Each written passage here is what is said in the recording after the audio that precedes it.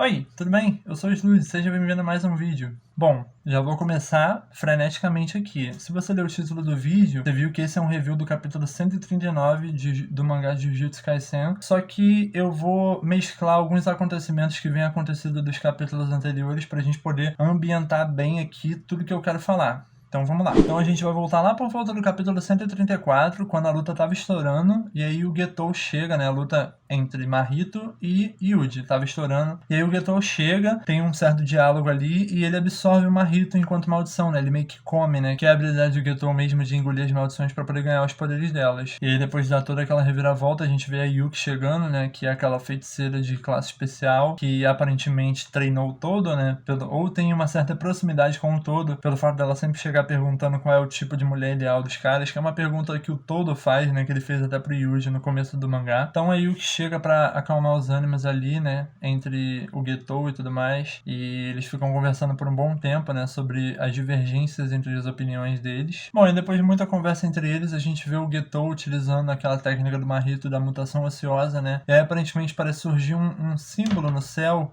Esse símbolo, a Yuki até comenta sobre ser a barreira do Tengen, né? Só que na verdade ela entende depois que é a ativação de uma técnica amaldiçoada remota. O que isso quer dizer? Vamos falar um pouco melhor sobre isso. Bom, o que quer dizer uma técnica amaldiçoada sendo utilizada de forma remota? Remoto significa que o Getou tá num lugar, mas está ativando a técnica em outro lugar. Então é como se ele estivesse num ponto X, ativando a técnica num ponto Y. Depois de ativar a técnica, o Getou ele revela lá pra Yuki, pro Yuji e tudo mais, pro resto do pessoal que tava lá, que essa técnica ela foi utilizada em dois não-xamãs. Ele meio que moldou o cérebro desses dois não-xamãs para eles poderem receber energia amaldiçoada, e ele ativou essa mutação ociosa neles dois. Bom, uma pessoa a gente já sabe quem é, que é a Tsumiki Fushiguro, a irmã do Megumi, né? Ela é uma das pessoas que estava sendo controlada por essa técnica do Getou. Inclusive, muitos capítulos atrás, quando o Megumi comentou sobre o que tinha acontecido com a irmã dele, ele disse que ela foi amaldiçoada e desde então ela estava em coma. E aí nesse momento, quando o Getou ativa a técnica, a gente vê ela acordando já com aquele mesmo símbolo da magia do Getou na testa dela. Então algo vai acontecer aí relacionado a Tsumiki, ainda não sabemos o que. Eu tenho 90% de certeza que briga entre irmãos, com certeza mesmo, com certeza, com 90% de certeza briga entre irmãos. Tsumiki versus Megumi. Boto minha mão no fogo por isso. Bom, depois que o Getou ativa a mutação ociosa, ele troca um pouco a explicação do que ele estava falando, né? E ele comenta sobre o fato dos objetos amaldiçoados que ele juntou ao longo dos anos, né?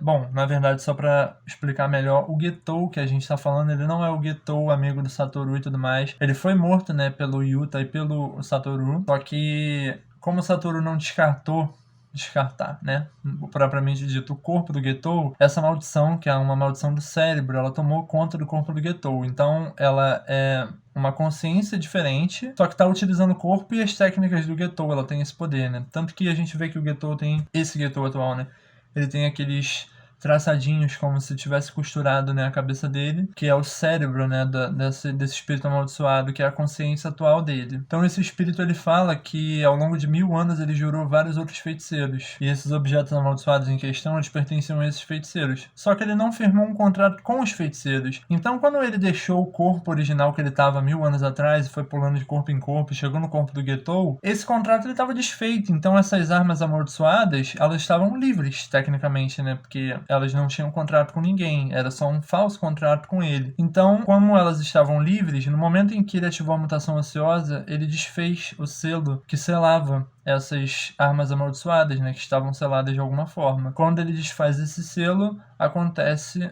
o que todos temíamos. Uma vez que ele rompeu o selo, como esses objetos amaldiçoados não tinham contrato com ninguém, os contratos, supostos contratos, né, tinham sido anulados, eles estavam com o status de nulo, e quando ele desfez esse selo, todos esses objetos se tornaram livres, e aí ele criou uma enxurrada de espíritos amaldiçoados soltos por Tóquio. Nesse momento, que é uma das últimas cenas lá do capítulo 135, se eu não me engano, ele foge, né, ele mostra que ele tá com o reino da prisão, aquele cubo mágico onde Satoru tá preso. E aí ele foge lá de onde eles estavam, gritando a plenos pulmões, né, pro Sukuna ouvir que o mundo Heian estava recomeçando, né, a era de ouro das maldições estava voltando. Bom, no momento seguinte, né, já no capítulo 137, a gente vê o que o barulho que o Getou causou no mundo Jujutsu, né. A gente já começa o episódio com uma série de balões de fala, né, e ao fundo a gente tem vários pontos de Tóquio, e a gente vê os feiticeiros do que parece ser o quartel-general de Jujutsu falando sobre as medidas que eles vão precisar tomar para tentar suportar esse estado de calamidade que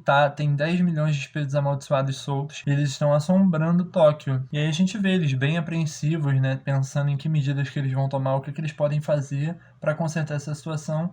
E aí, finalmente, ele aparece. O homem finalmente apareceu. Depois de 137 episódios, porque ele só deu a cara no capítulo 0, né? Depois de 137 capítulos, sem aparecer, só ouvindo falar sobre quem era ele, o que ele fazia e como ele era especial, até o momento, uma lenda, finalmente, entre nós. Okotsu Yuta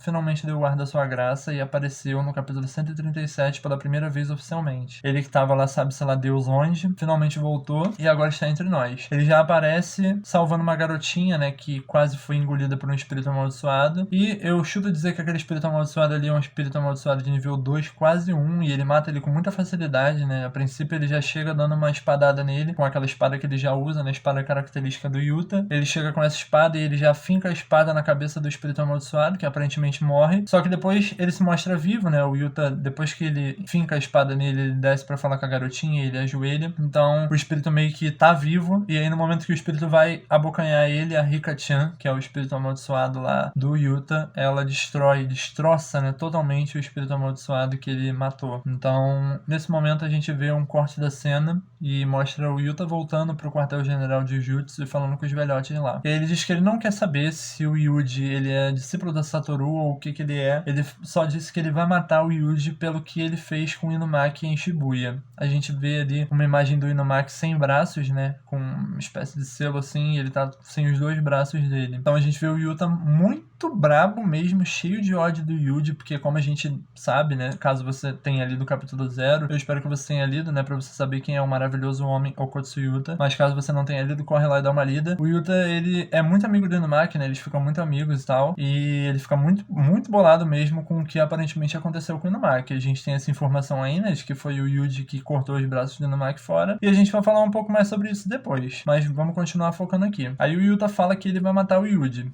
Ele não quer saber, ele vai matar o Yuji. E no final do capítulo 137, a gente tem algumas notícias, né, algumas medidas que foram enviadas ao mundo pelo QG dos feiticeiros de Jujutsu. Então, para começar, a primeira notícia é que o Getou foi encontrado, né, e ele foi considerado vivo, então ele tá sentenciado à punição de morte novamente. Bom, a segunda notícia é que o Gojo Satoru foi considerado cúmplice, né, do incidente de Shibuya, e ele tá terminantemente banido do mundo Jujutsu. Aproveitando o gap ali de que ele tá selado, né, no reino das prisões lá, que é aquele cubo mágico lá do Getou. Terceiro ponto é que o Masamichi, né, que é o diretor da escola de Kyoto, ele foi considerado, ele foi sentenciado, na verdade, né, a pena de morte por ser considerado como o incitador do incidente de Shibuya, né? Eles disseram que ele incitou o Satoru e o Getou a realizarem o incidente de Shibuya. Eu falei incitador aqui, eu nem sei se essa palavra existe, mas se não existe, criamos aqui agora. Bom, essa era a terceira notícia. A quarta notícia é que a punição de morte do Yuji, que anteriormente tinha sido adiada, essa medida foi revogada e ele foi sentenciado à morte imediata, e o feiticeiro responsável por tomar essa medida é Okotsu Yuta. Então, Okotsu Yuta está responsável pela execução de Itadori Yuji. E aí a gente chega ao fim do capítulo 137. Já estamos um pouco nervosos com todas essas notícias. E aí no penúltimo capítulo, né, o 138, foi de semana retrasada agora, né, porque semana passada foi o 139, semana retrasada a gente teve o 138, e a gente teve a aparição de algumas caras novas, em especial Zenin Naoya.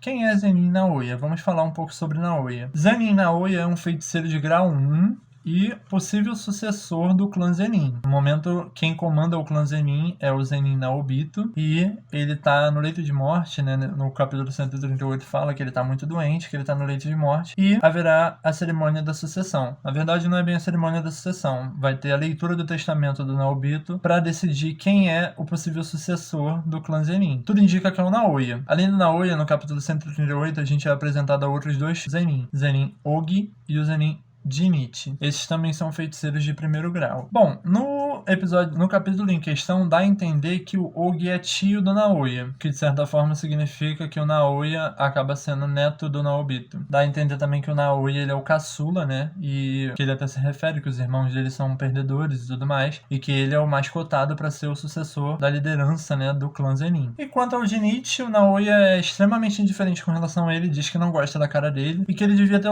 trocado de lugar com o Toji.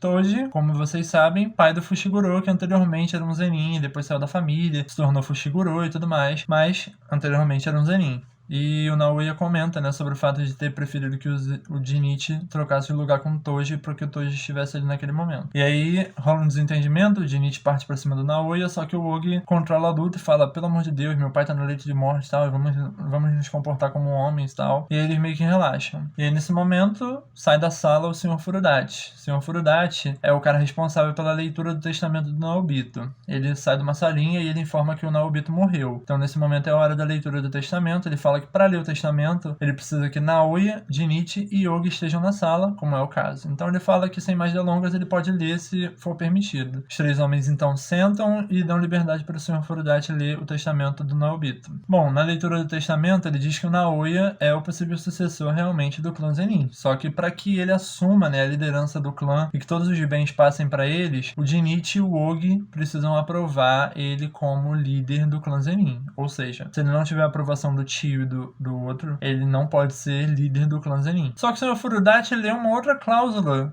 do testamento de Naobito, uma cláusula que ninguém esperava, principalmente Naoya, que fica cheio de ódio quando ouve. A cláusula diz que se Gojo Satoru for morto ou se tornar mentalmente incapaz de alguma forma, um acordo feito pelo Toji vai acolher o Megumi imediatamente e ele vai ser transformado, né, vai ser coroado no líder do clã Zenin, tendo todos os bens passados para o nome dele. A cara do Naoya é impagável, vou até deixar aqui para vocês verem, a cara do Naoya é impagável de verdade. Ele fica possesso. Ele já levanta perguntando pra moça, que parece ser uma assistente dele, tá o Fushiguro, que ele quer encontrar o Fushiguro. Ela informa que o Fushiguro tá realmente atrás do Yuji. E ele fala que vai encontrar os dois e que vai matar os dois. Ele não sabe quem é o Yuji no momento, né? E a moça responde pra ele que é o hospedeiro do Sukuna. E ele pede pra ela emitir uma nota dizendo que ele vai eliminar o hospedeiro do Sukuna e o Megumi. Então, a gente vê Naoya muito puto mesmo, né? Cheio de sangue nos olhos. E vamos ver o que acontece. Bom, depois que a gente sai disso aí do Naoya, né? E todo esse desentendimento aí na leitura do testamento do Naobito, a gente vê um flashbackzinho, né, da Yuki conversando com alguém, que depois a gente vê que é o Yuji, e ela tá falando sobre o fato dela estar à parte, né, dessa luta e tudo mais, se desculpando por ter chegado tarde, e que ela se responsabiliza, né, ela e o grupo dela vão se responsabilizar por levar todas as crianças, né, por crianças entende-se os feiticeiros ali, estudantes, né, de Tóquio e Kyoto, que ela vai se responsabilizar por levar eles em segurança e tudo mais. Bom, a Yuki comenta também que o único objetivo dela é erradicar todos os espíritos amaldiçoados, então ela tá totalmente à parte dessa luta, né, ela não tem um lado, e ela até diz pro Yuji que isso não significa que ela está necessariamente do lado dele, ela só tá realmente aqui pra erradicar o máximo de espíritos amaldiçoados que ela conseguir. Bom, e agora a gente tem uma das cenas mais tristes e pesadas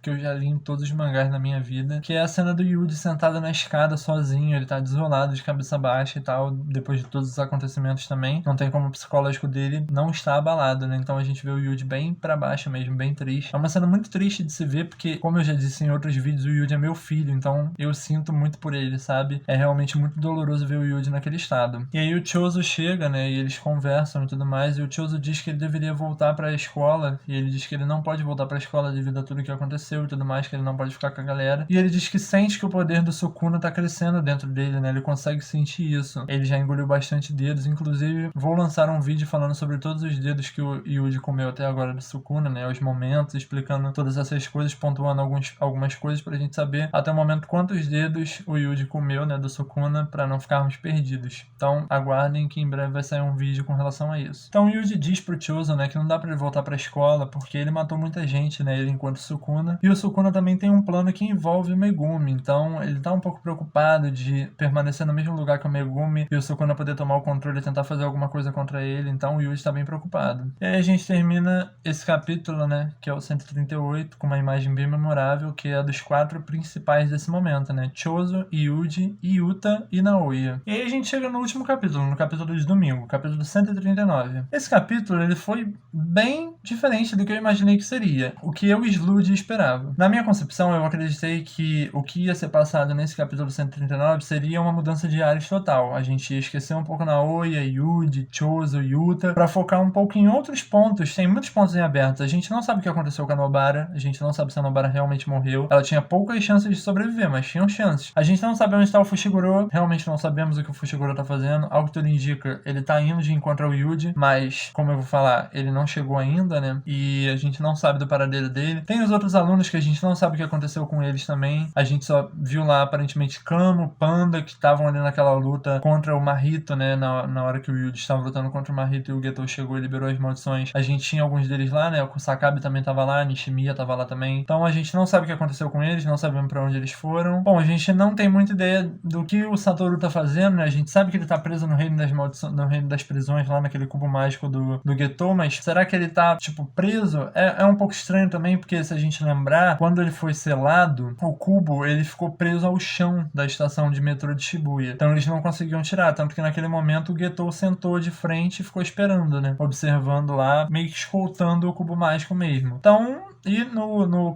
último capítulo que o Getou apareceu quando ele liberou as maldições, ele já tava com o cubo mágico, né? O reino das maldições lá na mão. Então a gente não sabe o que aconteceu com o Satoru, se ele tá realmente cada vez mais enfraquecido, o que tá acontecendo com ele, a gente não sabe nem o que ele tá pensando lá dentro, nada foi passado. Só que o capítulo 139 já aconteceu com uma coisa que eu realmente não esperava pra esse momento. No início do capítulo a gente vê o Yuji e o Chozo, eles estão tentando exterminar o máximo de maldições possíveis, né? Que foi o que eles falaram que iam fazer no final do capítulo 138, então no início do 139 aí a gente já vê, né, Chozo e Yuji erradicando o máximo de espíritos amaldiçoados que eles conseguem. O Yuji tá muito mais forte, o Yuji tá muito mais sério, que realmente denota que o psicológico dele tá muito abalado mesmo. O Yuji tá realmente bem depressivo, tá com uma vibe bem ruim. E a gente vê que o Chozo, né, tá ali próximo dele, né, naquela vibe de irmãos ainda, que o Yuji até fala, pô, tu ainda tá nessa e tal. Ele, não, porque tu é meu irmão mesmo, tudo mais e tal. E no momento que o Yuji tá derrotando um espírito amaldiçoado, o Chozo fala sobre como ele tá forte, sobre como ele evoluiu e que ele é realmente nesse momento o deus demônio. Então o Yuji mostrando uma força excepcional, tanto física quanto de controle de energia amaldiçoada, realmente uma evolução do nosso protagonista excepcional, realmente. Bom, e nesse momento que o Chozo e o Yuji estão lá matando os espíritos amaldiçoados, a gente vê que o Naoya chega. O Naoya chega meio que como quem não quer nada, tá olhando lá pros lados procurando o Fushiguro, que realmente a intenção maior dele é achar o Megumi, matar o Megumi o quanto antes. Então a gente vê ele procurando o Megumi por lá e tudo mais, e ele vê que o Yuji tá lá, né, junto com o Chozo e tal, e aí ele meio que dá aquele Shunpo dele, né, caso vocês não saibam, eu vou me referir dessa forma. Shunpo é uma habilidade de teleporte, por assim dizer, que é uma movimentação em alta velocidade que é presente no Bleach, né, no mangá de Bleach. Aquele meio que teleporte, né, que os Shinigamis usavam era o Shunpo, então pra mim o Naoya é usuário de Shunpo também. Então ele dá aquele Shunpo, ele já aparece na frente do Yuji e do Chozo, e ele já desfere uns golpes ali, e eles conseguem defender. Ele até comenta, nossa, eu não esperava que você conseguisse lidar tão bem com esses golpes, talvez eu devesse aumentar a velocidade e tal. E aí, nesse momento, a gente vê eles três em choque, porque uma energia amaldiçoada muito forte chegou, e o Yuji até confunde ela nesse momento com a energia do Satoru, mas na verdade ele fala, é uma energia até mais assustadora, e quando eles vêm, eles dão de cara com Okutsu Yuta. Okutsu Yuta está do alto de um prédio, e ele até comenta, ué, você não tá sozinho pro Yuji, porque temos Naoya e Chozo lá junto com ele. Então, o capítulo 139 acaba assim, com os 4 já se encontrando e um possível porradeiro já acontecendo. Eu, Slud, não esperava que isso fosse acontecer tão rápido mesmo. No capítulo 138 a gente teve Naoya aparecendo pela primeira vez e dizendo que ia atrás de Megumi e Yuji, mas eu realmente não achei que isso ia acontecer tão rápido já no 139. Pode ser que no 140 agora os ares mudem, mas pode ser que a luta estoure de qualquer forma. Bom, então com isso a gente tem o fim do capítulo 139, né, com a aparição do Yuta, e aí a gente já tá tá com os 4 reunidos ali prontos pra luta. Agora eu vou voltar um pouco no que eu queria falar com vocês anteriormente. Bom, não sei se vocês repararam, eu li e reli o mangá porque eu fiquei na dúvida. Eu pensei que não era possível isso ter acontecido e ter passado despercebido por mim. Talvez tenha passado por vocês também. Mas eu li o mangá desde o início do arco de Shibuya, desde antes do Satoru ser selado e tudo mais. E eu não vi o Inumaki nenhuma vez sequer. O Inumaki não apareceu em nenhum capítulo. Só no capítulo 137, quando o Yuta disse que o Yuji tinha cortado os braços dele fora. Então a gente não viu o Inumaki em nenhum capítulo. O que acaba meio que significando que, na verdade, se o Inumaki realmente teve os braços dele cortados, não foi o Yuji, nem o Sukuna, na verdade, né? Porque o Sukuna até tomou controle do corpo do Yuji depois daquela quantidade de dedos que foram engolidos. Ele matou bastante gente, mas a gente não viu o Inumaki nesse meio. Bom, assim, eu li e reli 2 vezes e, bom, pode ser que tenha passado despercebido por mim. Caso você tenha visto o Inumaki aí e eu esteja falando alguma merda, você, por favor, deixa nos comentários para que eu possa me corrigir. E já me diz que capítulo que é para eu poder ir olhar lá e ver que o Inumaki realmente apareceu e que o Yuji realmente fez alguma coisa com ele, porque isso aqui é o meu lado fanboy, não querendo acreditar que o Yuji fez qualquer mal ao Inumaki. Principalmente pro fato do Yuta querer matar ele, porque eu acho, né, penso que uma vez que esse mal entendido seja realmente resolvido, o Yuta passa pro lado do Yuji, que é um aliado indispensável. O Yuta é um dos feiticeiros mais fortes que existe, um dos poucos de grau especial. Então,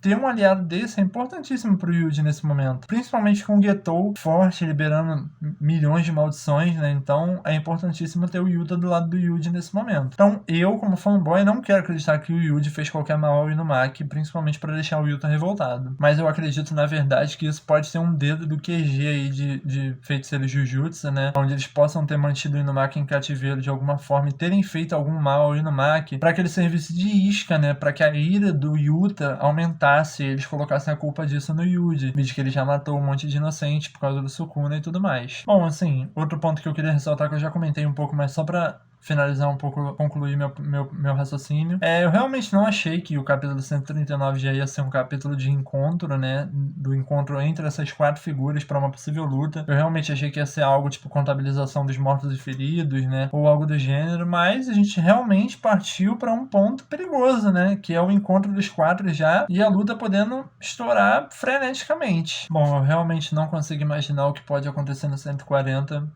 Uma vez que no 139 foi totalmente diferente do que eu imaginava, mas temos grandes expectativas para domingo, mal posso esperar, estou vivendo em função de domingo, na verdade, e assim, espero que tenha resoluções, né, com relação aos outros pontos da história que estão em aberto. Eu, Slud, acredito que haverá um skipzinho nesse momento, né, pelo menos ali por volta do 140, 141, pra gente poder ver um pouco do que está acontecendo nos outros âmbitos da história, mas não boto minha mão no fogo por isso. É só realmente uma especulação, é o que eu gostaria que acontecesse, até pra dar uma desafogada, né? Coitado do Yuji. Luta atrás de luta, o psicológico dele na merda, total. Então, eu gostaria realmente que tivesse um skipzinho aí pra gente poder se ambientar com relação a outros pontos da história. Mas, vamos descobrir no domingo o que vai acontecer. Bom, mas de qualquer forma, se no 140 aconteceu o embate, eu estou feliz, eu quero ver porradaria mesmo. Tem Yuta, tem Naoya. Já odeio Naoya, inclusive, já quero que todos juntem nele e arrebentem ele. Que mané líder do clã Zenin. Só existe um líder e ele é o Fushiguro por direito, então, independente do Satoru estar bem ou não, Fushiguro é líder do clã Zenin, Naoya é morto agora. Eu quero a cabeça do Naoya na minha mesa pra já. Ouviu, senhor Okotsuyuta? Faça boa aí pra nós, corte a cabeça do Naoya fora e sirva ela pra gente. Então é isso, pessoal. Se você chegou até aqui, meu muito obrigado. Deixe seu like nesse vídeo se você gostou. Se você não gostou também, deixe seu like, por favor. Caso você não seja inscrito no canal, se inscreva. A gente tem vídeos novos toda semana falando muito sobre Jujutsu. E futuramente, né, tô tentando me adaptar melhor aí a essa rotina de vídeos no YouTube, mas vamos falar sobre Boku no Hero, sobre Shingeki no Kyojin, vamos falar sobre muitos animes e muitos mangás aí. Tem muitos vídeos para trazer para vocês. Siga nas redes sociais, @Ilha do Slud, tanto no Twitter quanto no Instagram. Eu tô tentando trazer conteúdos exclusivos lá no Instagram, questão de GTV, Reels e tudo mais. Então segue lá que toda vez que tiver um conteúdo novo você já vai ser o primeiro a ver. E é isso. Obrigado por assistir esse vídeo. Ative o sininho se você não tiver ativado, para que você não perca nenhum vídeo novo do canal. Compartilhe esse vídeo, mostre ele para seus amigos. Vamos todos falar sobre Jujutsu. Vamos fazer review juntos dos capítulos e dos episódios e tudo mais. Então é isso. Meu muito obrigado mais uma vez por ter assistido esse vídeo. Sua presença aqui é muito importante. Um beijo, um abraço e até o próximo.